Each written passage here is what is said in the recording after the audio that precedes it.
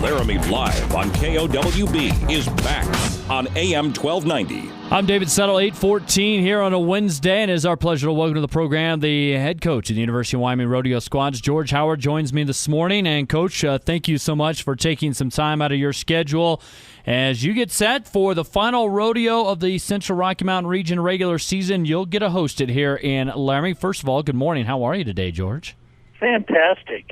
Well, I appreciate the time. Let's talk about the home rodeo coming up this weekend. And if fans want to get out and support the hometown Cowboys and Cowgirls, how can they do that? Fill us in on some of the details with the Laramie River Rendezvous Rodeo, an annual event this time of year.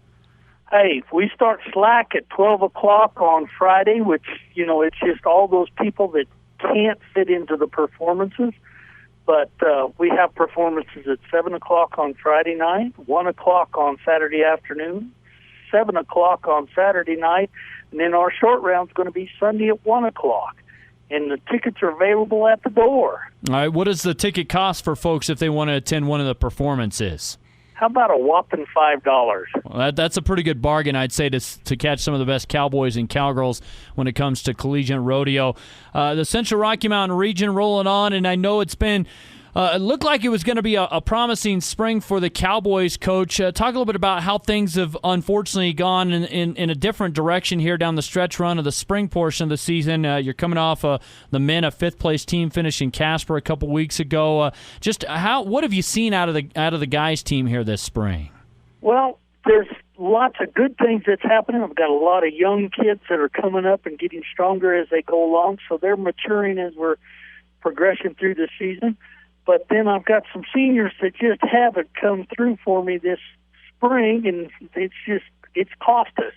We're only 600 points behind first place, so we still have an opportunity to win this whole deal. Yeah, and it's going to take a great weekend. Do you feel like the guys have the potential to put something together this weekend on the home turf? Oh, most definitely. They're comfortable when they come home and we get to perform before everybody in the Laramie area, all the students, faculty, and residents of the county and area, and it gets really exciting when we have such a big crowd out there that that electricity in that building gets so strong that it just charges everybody up. And of course, everything will be out at the Hansen Arena on Highway 230, a little south and west of town. That's the road as you're going towards Woods Landing, ladies and gentlemen. Coach Howard talked about we're just 600 points back. Cowboys just under 2,900 points in Casper College and Gillette are 1-2 in the standings. Casper's got a little more than 3,500 points going into this weekend. You do have some individuals that are in contention, and obviously the big ultimate goal would be to get your team qualified for the CNFR, but you got some individuals that are sitting pretty good in terms of trying to get to the CNFR individually. Coach, can you explain and talk about some of those individuals for us, please? You bet. We've got Brady Dinwoody that he iced him a position to the college national finals 3 weeks ago, and while we were at Colorado State University. So, he gets to go for sure, no problem. We've got Britt Ellerman sitting second in the team roping. He's had a kind of a rough spring, but, I think it's time for him to break out and finish off the season and go ahead and win his event also. Then we've got, Hunter Christensen in the steer wrestling. He's sitting third right now, but we've got 2 or 3 other of these steer wrestlers here that, they're capable of doing anything. It just, whatever happens this weekend. So it's going to be really, really exciting. We still got an opportunity to get a couple girls in there, too. So, it's not over for all those ladies yet either. Yeah, it has been another tough season for your girls squad. Unfortunately, they're sitting at 11th place in the team standings in the region. But has it just been kind of hit and miss with the squad? I guess, what have you seen? Take us back to struggles in the fall and some unfortunate kind of carryover struggles here in the spring. What's going on with the women's team? Well, it's pretty easy. We're just young yet. And our leading pointer is a sophomore, so they're still learning how to win. And, and it's tough on them because they came through high school and they won everything in their different states and their different events. And they come here and they find out that, there's more people out there than they thought there were, and there's some pretty handy individuals. So it makes it a little tough that way. So, but they're learning and they're getting seasoned. we're going to start seeing some really good things from these ladies coming through. All right, and obviously I know injuries have played a part in terms of trying to pick your lineups. Have you narrowed down your lineup and who fans can expect to see hopefully scoring points for the teams this weekend? I know that's a difficult task each rodeo. Oh, yeah, and it's still up in the air for me to make a decision. I've got till Friday morning about 10:30, so, we may change it from there. But, yeah, we're going to use Brady Dinwoody in the saddle bronc riding, Britt Ellerman, team ropes and calf ropes. Hunter Christensen, he's strictly a steer wrestler. We've got Jess Davison, a freshman that's really been coming on strong this fall, and he competes in four events. Wow. Excuse me. But I really expect him to have a really good breakout rodeo. Nice. Talking with George Howard, the University of Wyoming rodeo coach this morning. Laramie Live on KOWB. I'm David Settle. Coach, talk about some of the ladies. We've talked, unfortunately, how tough their season's been, but spotlight some of the individual performances that you've seen that maybe give you hope for the future. Oh, we got Amelia Anderson. She's a sophomore, and she's scored 400 points this year.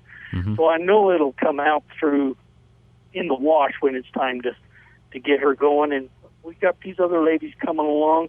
We've got Kylie Kwame. She's from North Dakota, but she's made some impressions on me this year.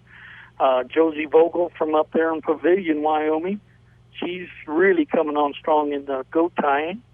And then we got Brittany Brassfield, which was from Colorado, and she's roping really tough and tying goats better and better every weekend. So, it's tough. We got Kylie Webb from South Dakota in the barrel race, and I know that her horse is going to come through for us. So it's just a matter of time. I gotcha. You're so young on the ladies squad. Do you look at recruiting at this point in time of the year, or is that something that maybe takes place a little more over the summer months in terms of who's coming, who's might be available to come here to the University of Wyoming for the future? Oh yeah, so I've been talking to people since last September about coming to school next year. So it's been good.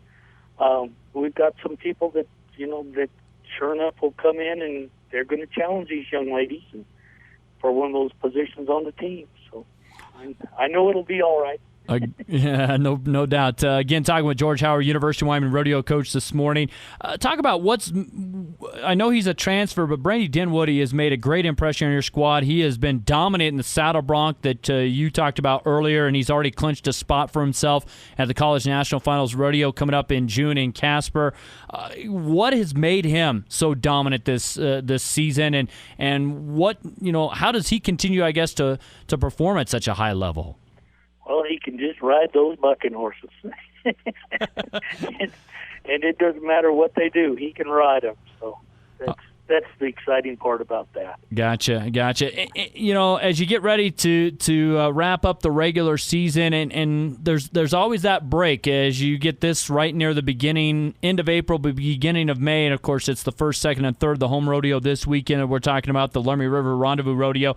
But you get a little bit of a gap. Do you like that gap from the end of the regular season to the CNFR, or would you wish it was a little, I guess, closer together, the two competitions? Oh, I wish it was closer. It scares the devil out of me. Okay. Those kids go out and, they're competing in rodeos all over the United States and in their areas, and I'm just afraid they're going to get hurt prior to the college finals. So I encourage them to take about 10 days off before the finals just to rest up, heal up, and be ready to compete there. All right, the CNFR back in Casper coming up in June.